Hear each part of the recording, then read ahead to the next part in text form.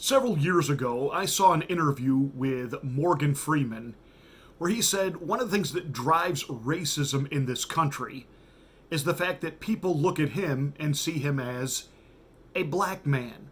And if we're ever going to get over racism in this country, we have to stop seeing each other in light of our race. In other words, just, he said, see me as a man.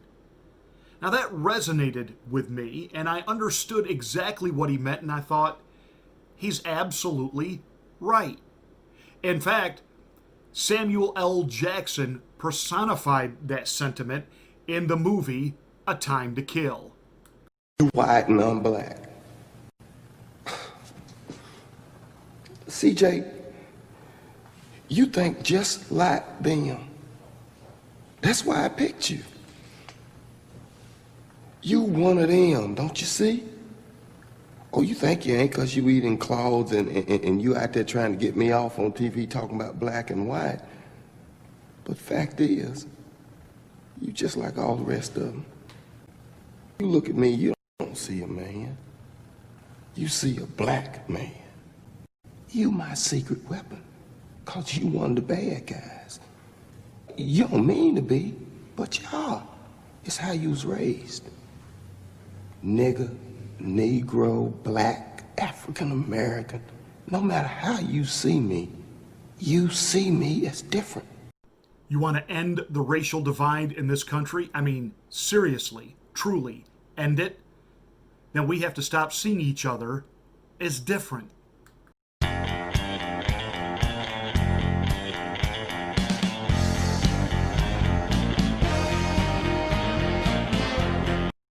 There's a lot being made right now over the fact that NASCAR is ordering the removal of all Confederate flags from NASCAR events. Now, personally, I'm a Yankee. I've never understood this love affair with the Confederate flag to begin with. And before we even deal with the matter of race, it always bugged me that we had southern states that used the Confederate flag as their state flag. Again, no matter what your issue is on that particular flag, the Confederate States of America, that was a separate foreign country. They were the enemy of the United States. A war was fought. We won. They were defeated. We conquered. The Confederate States were disbanded and once again became part of the Union. In other words, we defeated a foreign entity. So why would we think it was okay to use the flag of a foreign government to represent one of our states?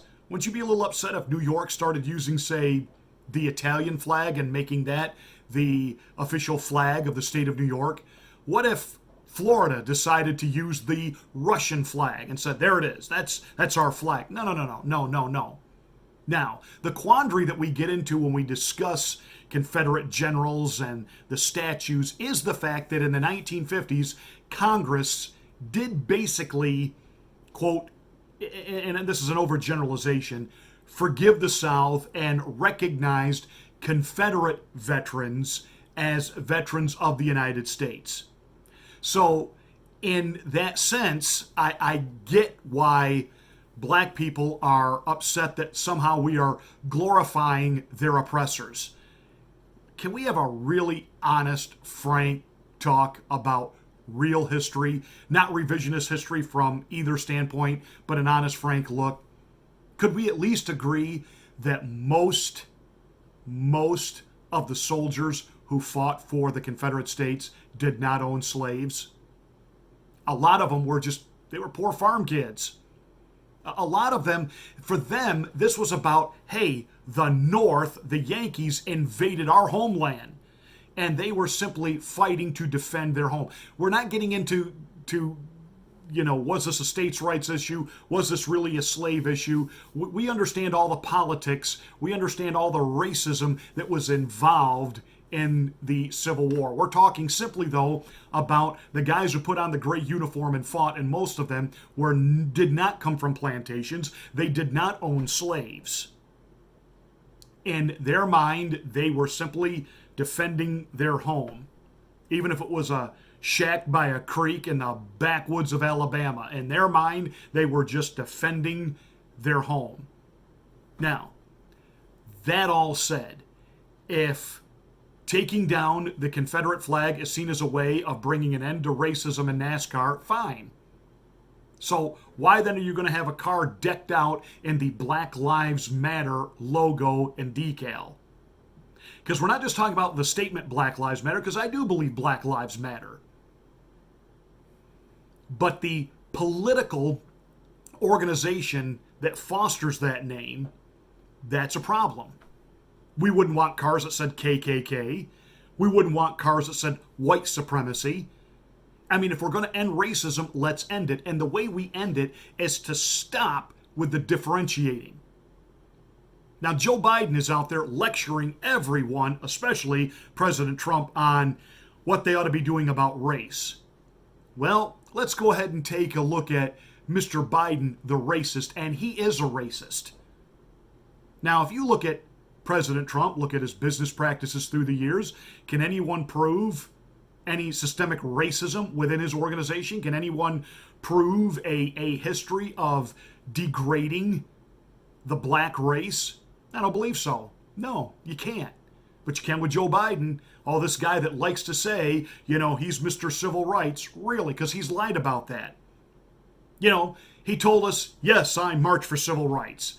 Then he said, no, I didn't. But I was marching in my heart. Then a few years later, when he was in the part of the Obama administration and getting ready to ramp up another presidential run, once again he said he was marching. He said he marched. He actually didn't march and admitted he actually didn't march. And then he went back to saying he marched. I was 17 years old. Like many of you, I participated in sit-ins to desegregate the restaurants and movie houses of Wilmington, Delaware. I came out of the civil rights movement. I was one of those guys that sat in and marched and all that stuff.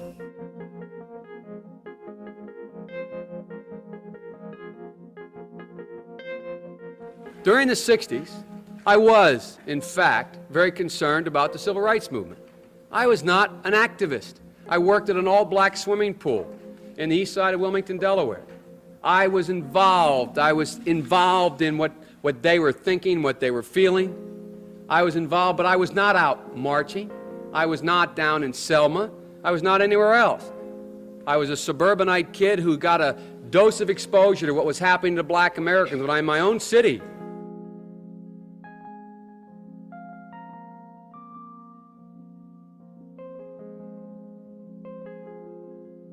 When I was a teenager in Delaware, for real, I got involved in the civil rights movement. We have the 8th largest black population in America. Most people don't know that. And I'd go to 8 o'clock Mass, then I'd go to Reverend Herring's church where we'd meet in order to organize and figure where we were going to go, whether we were going to desegregate the Rialto movie theater or what we were going to do. I got my education for real in the black church. Let's not forget that it was Joe Biden who really opposed desegregating schools through busing.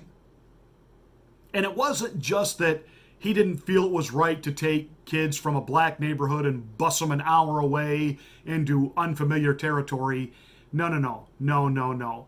He didn't want his own kids going to school with, quote, them. How do I know that? Look at who he worked with to get his legislation through to end forced busing. He worked with former Klansmen, members of the Democratic Party who yielded power. Gentlemen and ladies of the Senate. One chapter receiving fresh scrutiny comes from his earliest years in the Senate, when he strongly opposed mandatory school busing. It was designed to achieve integration and a more equitable education. It was the mid-1970s. Biden favored desegregation, but not through busing. What's less known is how he followed the lead of some of the Senate's most fervent segregationists. In a series of never-before-published letters reviewed by CNN, the strength of Biden's opposition to busing comes into sharper focus. On March 25, 1977, Biden wrote, "My bill strikes at the heart of the injustice of court-ordered busing. It prohibits the federal courts from disrupting our educational system." Biden sought and received support from Mississippi Senator James Eastland, the Democratic chairman of the Judiciary Committee, and a leading symbol of Southern resistance to desegregation. He frequently spoke of blacks as, quote, an inferior race. Biden reflected on that era earlier this year. There are a bunch of racists. There was, James O. Eastland of Mississippi, Strom Thurmond, and so on. There were 9 guys who were in the caucus that were, I ran against in the civil rights movement. But he did not say that Eastland and others were partners on several of Biden's anti-busing bills. On June 30th, 1977, Biden wrote, "Dear Mr. Chairman, I want you to know that I very much appreciate your help during this week's committee meeting in attempting to bring my anti-busing legislation to a vote." Then in 1978, Biden again asked Eastland to put his anti-busing bill before the full Senate, writing, "Your participation in floor debate would be welcome." And then let's not forget that in 1993, when then President George H.W. Bush wanted to put forward a crime bill, it was Joe Biden who, on behalf of the Democrats, said it didn't go far enough. They wanted 3 strikes, you're out. They wanted longer jail sentences. They wanted more jail cells. They wanted even drug users to be put in prison because, after all, if there was no customer base, the drug problem itself would go away. Well, who did this disproportionately affect? Black America. And it was Bill Clinton who signed Joe Biden's crime bill into law. And it effectively decimated the black culture because it absolutely turned petty crime into things that you could be put away for nearly a lifetime. So tell me again, how is Joe Biden not racist when to this day he won't disavow it? I had spent years writing what became known as the Biden crime bill. The Biden crime bill. The Biden crime bill. Democrats right now, especially African Americans, have really looked back on the 1994 crime bill not very fondly. Hillary Clinton herself has come out against it, even though her husband signed it into law. Well, the author of that crime bill was Joe Biden. The Biden crime bill. The Biden crime bill. Biden's 1994 crime bill, while implementing sweeping gun control, also helped fuel mass incarceration with financial incentives to keep people behind bars.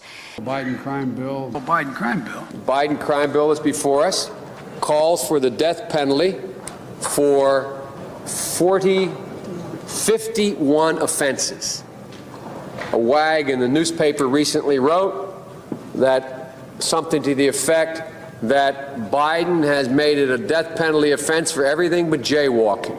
The Biden crime bill. Biden crime bill. The Biden-Hatch crime bill, as it becomes law, God willing, I hope that we will have ended once and for all this notion that is a hangover from the 60s, that somehow Democrats are weak on crime and Democratic presidents are weak on crime and Republicans are tough on crime. The truth is, every major crime bill since 1976 that's come out of this Congress, every minor crime bill has had the name of the Democratic senator from the state of Delaware, Joe Biden, on that bill.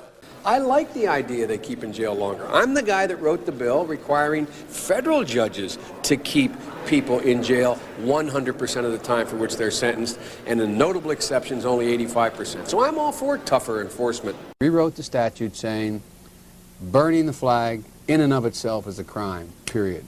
Boom. We changed the law so that if you are arrested and you are a drug dealer, under our forfeiture statutes, you can, the government can, take everything you own, everything from your car to your house, your bank account, not merely what they confiscate in terms of the dollars from the transaction that you just got caught engaging in. They can take everything. We have laws in the last several years where we don't allow judges discretion to sentence people, flat time sentencing. You get caught, you go to jail. We've gone from there all the way up to saying, under the leadership of Senator Thurmond, and I'd like to suggest that I take some small credit for it myself as well, and others, the presiding officer, that there is now a death penalty. And we passed it a couple years ago. If you are a major drug dealer involved in the trafficking of drugs and murder results in your activities, you go to death. And a number of other severe penalties. Back when Bill Clinton's crime bill passed, Joe Biden was such an outspoken supporter, he said, quote, "I'd like to be running and have someone use the crime bill against me." We must take back the streets. It doesn't matter whether or not the person that is accosting your son or daughter or my son or daughter, my wife, your husband, my mother, your parents. It doesn't matter whether or not they were deprived as a youth. It doesn't matter or not whether or not they had no background that enabled them to become socialized into the fabric of society. It doesn't matter whether or not they're the victims of society. The end result is they're about to knock my mother on the head with a lead pipe, shoot my sister, beat up my wife, take on my sons. So I don't want to ask what made them do this. They must be taken off the street.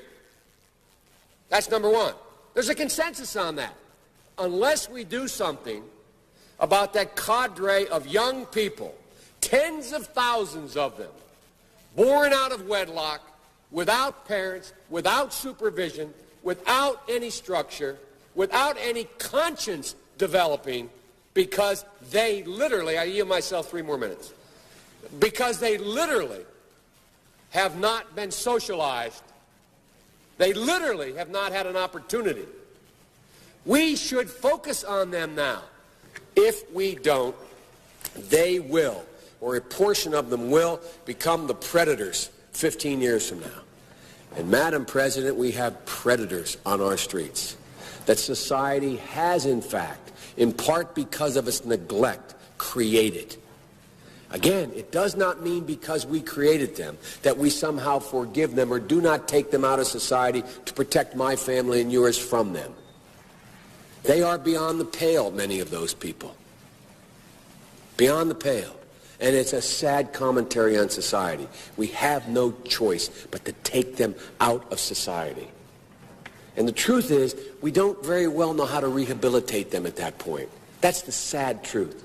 I'm the guy that said, rehabilitation, when it occurs, we don't understand it and notice it. Bobby Rush, member of Congress, said the other day, "I'm ashamed that I voted for the '94 crime bill." You ashamed of that bill? Not at all. And in fact, I drafted the bill.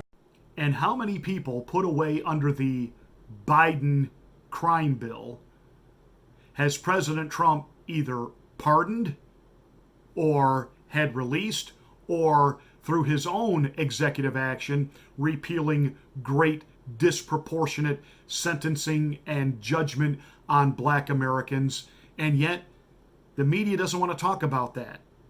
Black Lives Matter doesn't want to talk about that.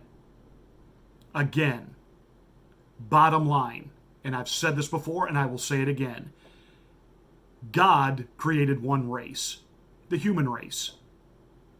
Now, there are many nationalities. There's nothing wrong with having ethnic pride. There's nothing wrong with celebrating your heritage. But ultimately, God created one race, the human race. And theologically speaking, as a Christian, the Apostle Paul said, if you want to divide it, then divide it this way. In Christ, there is neither Jew nor Greek. Let me put that in the modern vernacular. There's neither black nor white. In other words, the Apostle Paul said we have two kinds of people that make up the human race. Those who are in Christ, in other words, those who are Christians, those who are believers, and then those who are not in Christ, who are not believers. Had nothing to do with race, has nothing to do with color, has nothing to do with your ethnic makeup. That is not how God views the world.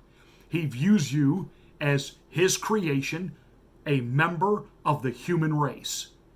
And for Christians, those who follow Christ, those who have faith in Christ, well, then anyone else who has faith in Christ, that's your brother, that's your sister, no matter what ethnic background they come from.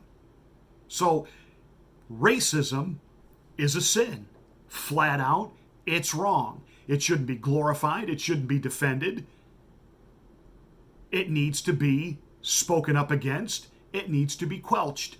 But ultimately, if you want to see it go away, then we have to stop seeing each other through the eyes of what color are you? What is your ethnic background?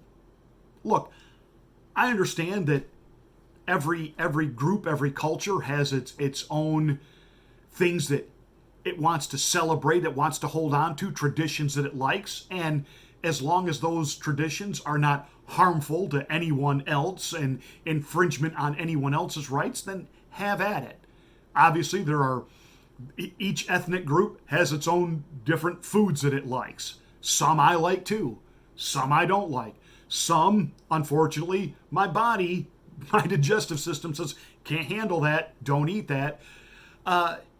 So there's nothing wrong with holding on to things that are clearly of a cultural, traditional. We're not trying to erase all of that. But at the same time, to view who is and who is not important and who can and can't have this job, that job, live here, go there, do this, do that, based on their ethnic persuasion, that's wrong. To discriminate judicially based on where someone comes from, that's wrong. Ultimately, if Congress really wanted to do something in the way of a legislation, fine. Here you go. Put one law in place to go with the hundreds that already exist that basically says this: hey, look, equal application.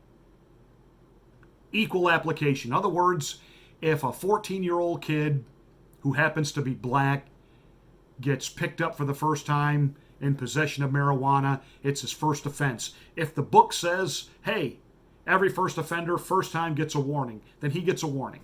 Not a jail sentence. He gets a warning. If there's nothing there that says he gets a warning, that it's a mandatory, automatic, first time offense for that, and I don't know what it is, I'm just making this up. Say it's 3 months in jail. Then all right, he gets his 3 months in jail. So does the white kid from the suburban neighborhood whose dad happens to play golf with the judge. In other words, if one gets a break, they both get a break. If one doesn't get a break, the other one doesn't get a break either. Equal application. And start seeing each other as members of the human race. And as Christians, if they are your brother or sister in Christ, it doesn't matter what the color of their skin is, what their ethnic makeup is, what their dialect, what their accent is. It matters not. They are your brother and sister in Christ. And by the way, those of us in Christ, we're not supposed to hate those who are not in Christ. Our job is supposed to love them and show them, hey, being in Christ is where it's at. You ought to come on in. The water's fine. That's my rant for today.